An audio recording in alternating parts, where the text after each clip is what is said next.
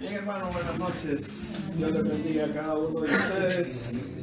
Vamos a abrir nuestras Biblias en el capítulo 18 de Juan. Capítulo 18 de Juan.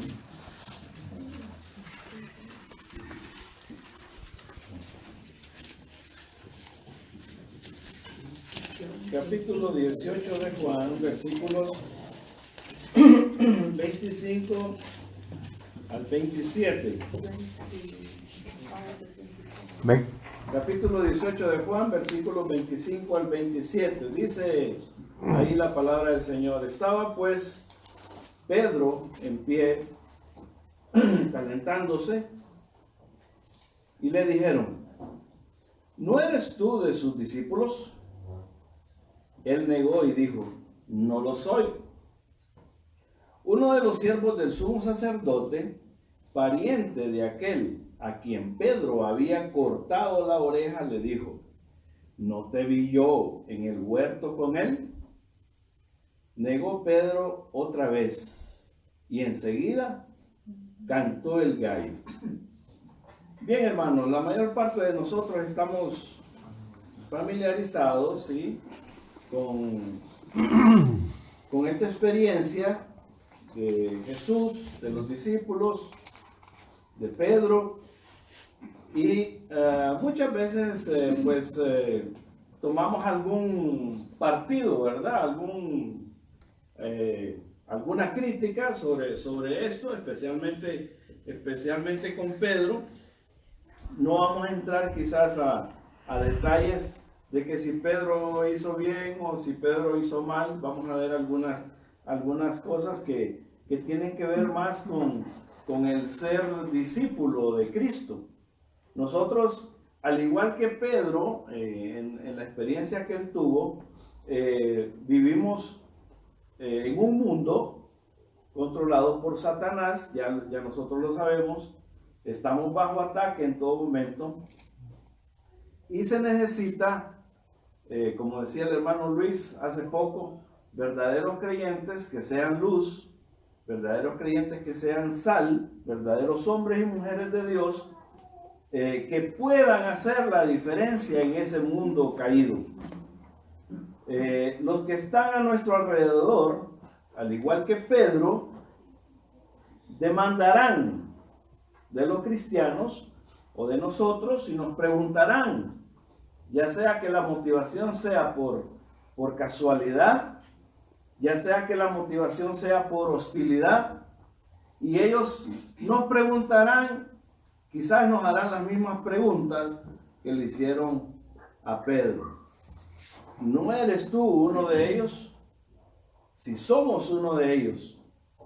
Pedro, en esta ocasión, pues, él respondió y negó a Jesús.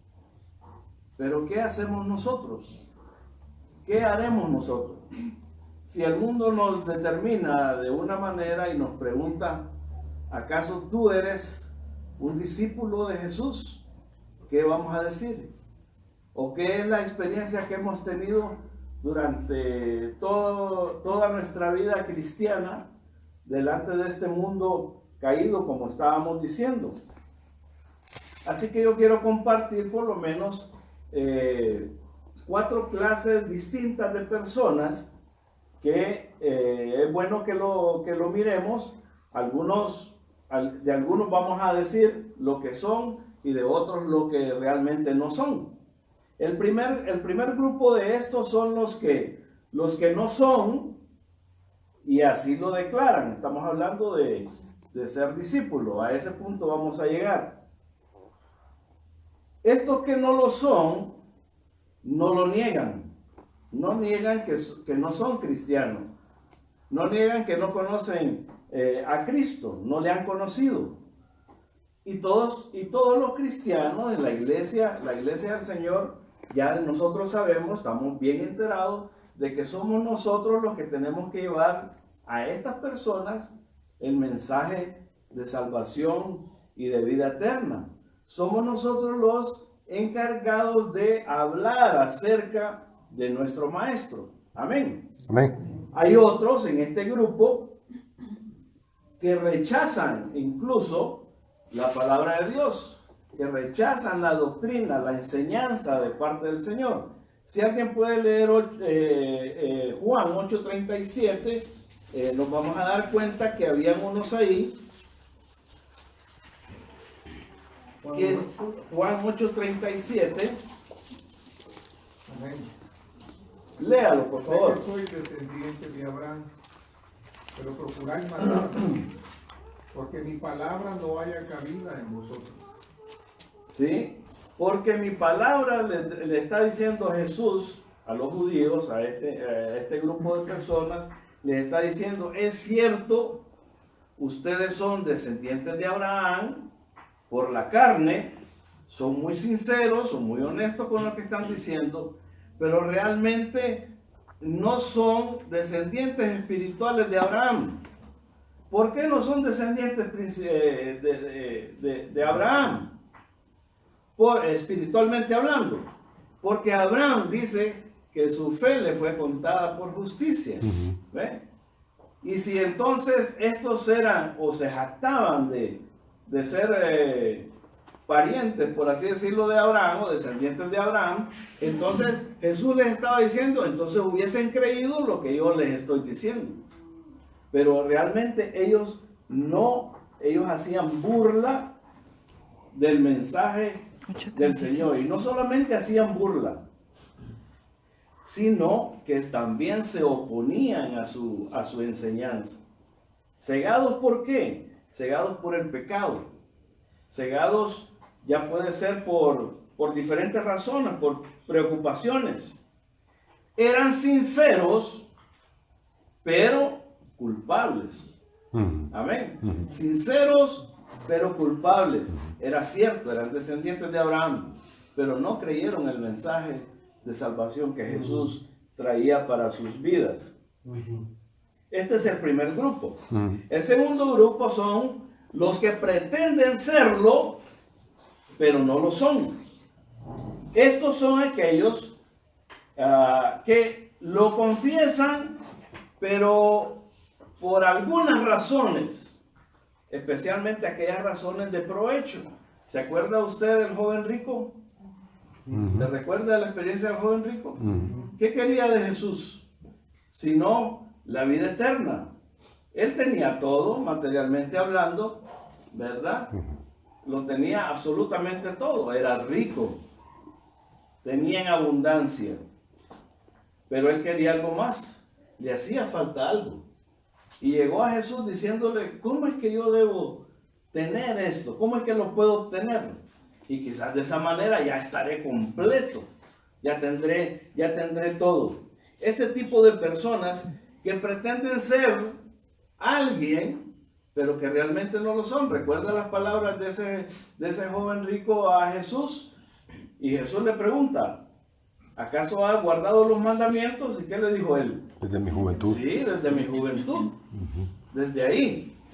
Pretendía hacerlo, pero realmente no era.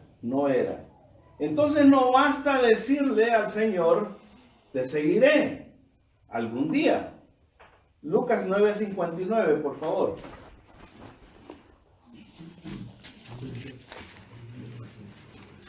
Lucas 9:59, léalo, por favor. Le dijo a otro, sígueme. Él le dijo, Señor, déjame que primero vaya y entierre a mi padre. Deja que vaya y entierre a mi padre. Te seguiré algún día. Ahorita no. Eso es lo que le estaba diciendo. Algún día te voy a seguir, pero todavía no. ¿Verdad? No basta entonces. No basta con decirle al Señor, simplemente te seguiré. Alguna vez, no sé cuándo, te seguiré. Cuando ustedes y yo hemos tenido la experiencia de predicar el evangelio o evangelizar a alguien, las personas le dicen, sí, algún día va a ser. No sé cuándo, le dicen a uno. Quizás cuando estemos viejitos. Así piensa mucha gente. Porque creen que la vida cristiana es un desperdicio. Hay que dejar las cosas de Dios para lo último. Mi última fuerza, quizás cuando ya no puedo hacer nada, cuando ya no puedo movilizarme mucho, quizás me vuelva un religioso, es lo que quieren decir ellos. Pero no basta. Estos son los que pretenden serlo, pero no lo son. También dentro de este grupo están aquellos que son incluso, pueden estar en la lista de los miembros de una iglesia. Pueden incluso andar algún tiempo con el Señor, pero no son verdaderos discípulos, aunque están dentro o se llevan con gente que son verdaderos discípulos. Y este tipo de personas son aquellos que al final pueden volverse apóstatas de la fe. Más bien contradicen lo que dice la palabra del Señor. Bien, Primera de Juan 2:19.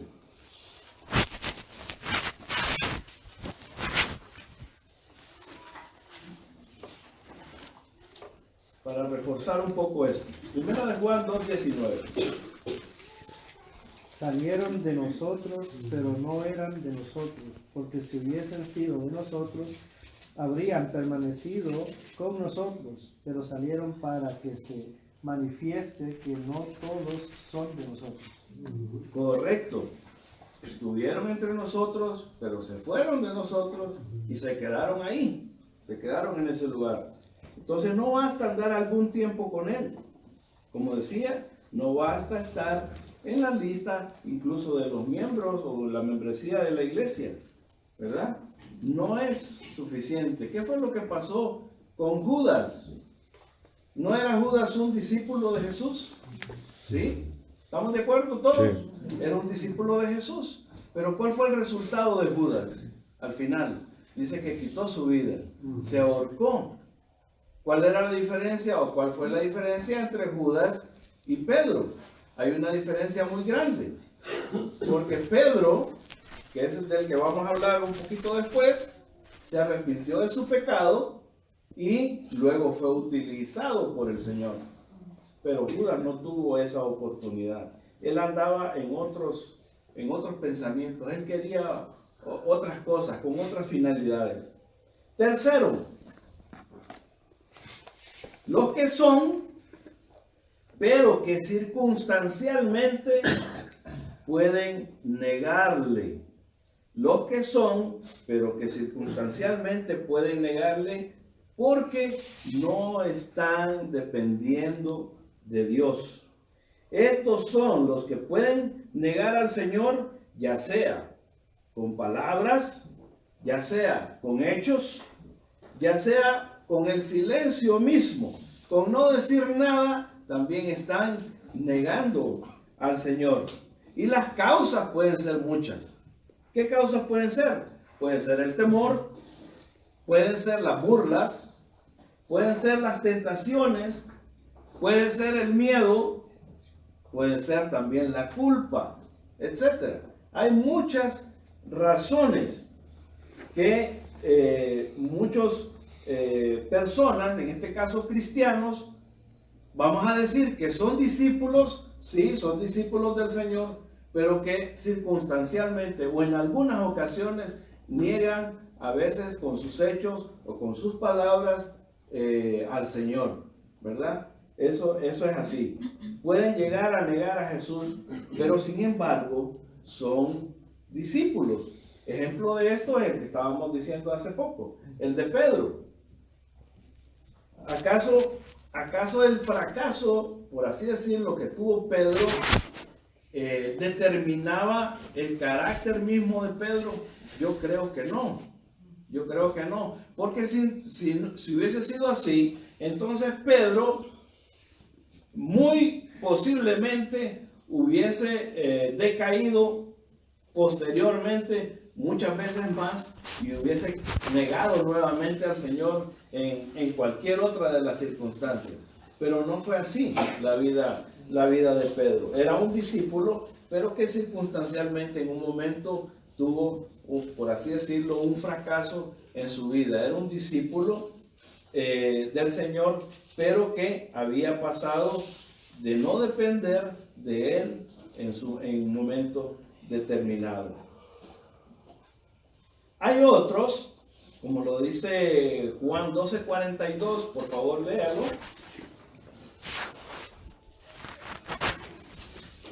Que están también dentro de este grupo, que han creído en el Señor. Con ¿Qué todo dice? eso, aún de los gobernantes, muchos creyeron en él, pero a causa de los fariseos no lo confesaban, para no ser expulsados de la sinagoga. Ajá, ¿cuál era la razón? Creyeron en el Señor, sí, lo dice la palabra del Señor, pero por miedo, ¿verdad? Por temor a los fariseos, no le confesaban. Estos también son discípulos, pero no son de mucha utilidad en la obra del Señor. Son personas que están, por así decirlo, tratando de esconder su identidad por miedo, por temor. Eso fue lo mismo que le pasó a Pedro cuando entró en aquel patio del cual realmente él no estaba autorizado a entrar ahí, pero aún así él entró con ayuda de otro y anduvo, por así decirlo, secretamente entre la gente común y corriente. Por eso es que le preguntaron a él, porque miraban algo distinto en él, hasta su forma de vestir, su forma de hablar era diferente. Bien, estos son discípulos, pero no son de mucha utilidad dentro del servicio de la iglesia o el servicio al Señor, porque tienen muchos temores y no quieren, andan como escondidos. Juan 19, 38 y 39, ¿qué dice? Juan 19. 38 y 39. Después de todo esto, José de Arimatea, que era discípulo de Jesús, pero secretamente por miedo de los judíos, rogó a Pilato que le permitiese llevarse el cuerpo de Jesús, y Pilato se lo concedió. Entonces vino y se llevó el cuerpo de Jesús, versículo 39. También Nicodemo, el que antes había visitado a Jesús de noche, vino trayendo un compuesto de mirra y de aloes, como 100 libras. Ajá, y dice después, tomaron pues el cuerpo de Jesús y lo envolvieron en lienzo con especias aromáticas, según es costumbre sepultar entre los judíos, y en el lugar donde había sido crucificado había un huerto, y en el huerto un sepulcro nuevo en el cual aún no había sido puesto. ¿Ven? Hicieron algo. Dice la misma palabra del Señor que ellos eran discípulos, ¿verdad? ¿Sí? Dice que eran discípulos. Dice, después de todo esto, José de Arimatea, que era discípulo de Jesús, pero secretamente por miedo de los judíos, rogó a Pilato que le permitiese llevarse el cuerpo de Jesús. Pilato se lo concedió. Y luego viene el otro que vino a escondidos también, Nicodemo, el que antes había visitado a Jesús de noche. Vino trayendo un compuesto de mirra y de aloes con 100 libras. ¿Ven? Estos son discípulos, sí, discípulos del Señor, pero por así decirlo, de la secreta. Son discípulos de la secreta. 4, que es el último, quedan 10 minutos todavía. Los que son y también lo confiesan. Este grupo de discípulos son los que realmente buscan al Señor, buscan las cosas de Dios. Estos no se quedan sumidos en las sombras. Estos se dan a conocer y no les da ningún temor mostrar las grandezas de Dios o mostrar el amor cristiano y mostrar la luz del Señor, como decía Luis, luz y sal de la tierra. Estos discípulos son los que están dispuestos a servir en su obra, y no solo eso, sino que también son fieles, aún en medio de la prueba, aún en medio de la dificultad, aún en medio de la crisis. Son fieles a su ministerio, fieles a la causa de Cristo. Amén. Son fieles como Dios le pide ahí en Apocalipsis a la iglesia de Esmirna, en Apocalipsis 2:10, si quiere lo podemos leer, que eso es lo que Dios está pidiendo a la iglesia. Apocalipsis 2:10, lo voy a leer yo, dice la palabra del Señor: no temas en nada lo que vas a padecer.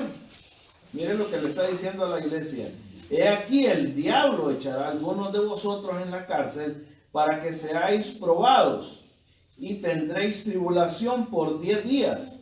Sé fiel hasta la muerte, y yo te daré la corona de vida. Amén. ¿Ve lo que dice la palabra del Señor? ¿Qué le está pidiendo a sus discípulos? ¿Qué es lo que le está pidiendo a la iglesia?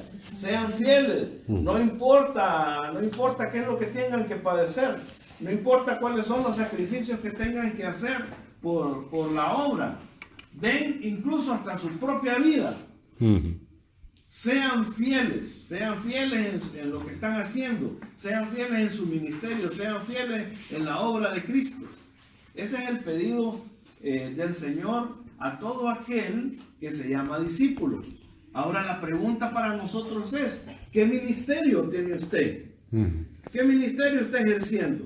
¿Qué trabajo es el que está desarrollando en la iglesia para que el Señor le diga que sea fiel a ello? ¿O sea fiel solo para mantenerse en su vida cristiana? No creo que eso es lo que Dios quiera simplemente para nosotros. Eso es demasiado simple. Dios quiere que estemos sirviéndole, que seamos fieles en su obra, que seamos verdaderamente discípulos comprometidos en la obra y que seamos fieles a ese ministerio. Amén. Amén.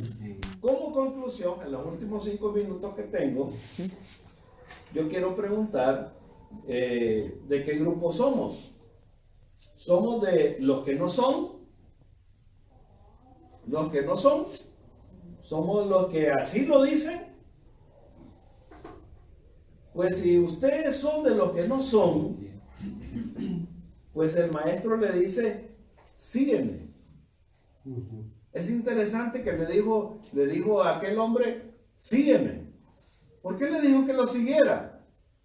Si quizás Jesús sabía que no le iba a seguir, pero le dio la oportunidad. Le dio la oportunidad. Si usted todavía no tiene a Cristo en su corazón, Dios le dice: sígueme. Yo soy el único camino, la verdad y la vida. Y nadie viene al Padre si no es por mí.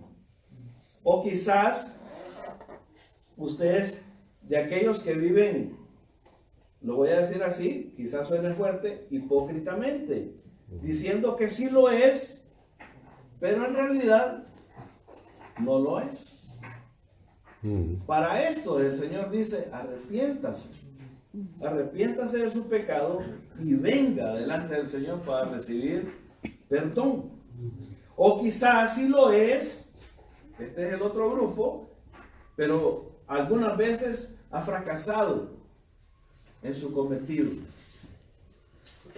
Quizás usted ha sido de los, igual que yo, que estamos cometiendo errores a cada momento, que fracasamos en la misión que Dios nos ha dado, pero el Señor nos sigue diciendo que nos levantemos y que vayamos adelante, porque Él tiene todavía pensamientos de bien para nosotros, ¿verdad? Amén. Y no de mal, y quiere usarnos en la obra del Señor. Y si lo hemos confesado, entonces sigamos siendo fieles, conduciéndonos como verdaderos discípulos del Señor, viviendo para Él, reuniéndonos como estamos ahora nosotros todos juntos aquí, como dice la Escritura, en armonía, conviviendo unos con otros, y demos todo al Señor,